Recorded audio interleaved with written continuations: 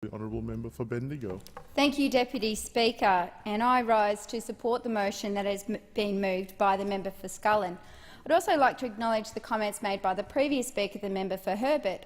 I too have had the opportunity to go on a Save the Children delegation earlier this year to Cambodia, and I agree that the work that they are doing in these countries is remarkable, which is why it's disappointing that more government MPs have not called on their minister and their Prime Minister to apologise for what has happened to Save the Children.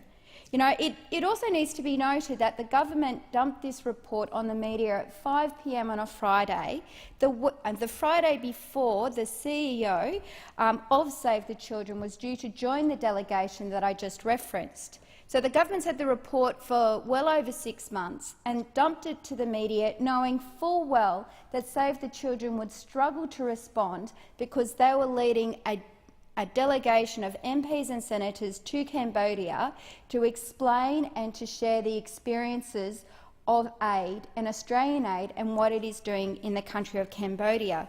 So you can't help but think of the cynical nature of this government when it comes to not only the treatment of asylum seekers, but the treatment of aid agencies that are in partnership with the government to ensure that the most vulnerable of people are supported.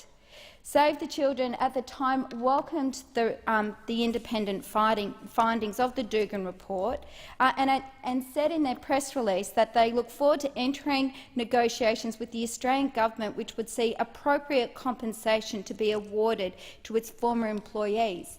Is that the reason why the government has been so silent? Again, they are attacking workers doing some of the most heartbreaking and hard work, supporting people who are seeking asylum. We all know from what Save the Children has said and our own Senate reports have said that Nauru and the impact of the Nauru and this government's offshore processing facilities is having a shocking impact of the individuals that are incarcerated in these detention centres. And you cannot call it anything other than incarceration and prison. Under this government, processing of asylum seekers has blown out to about 450 days. This is not offshore processing, this is offshore detention, people being imprisoned for simply claiming asylum. And all that Save the Children attempted to do, which was in their right, was to expose the conditions, to speak up for people who had no voice of their own. Right. And they should be acknowledged for that and congratulated for that and recognised for the important role that they play in our democracy of letting the Australian people know what was going on in these offshore detention centres.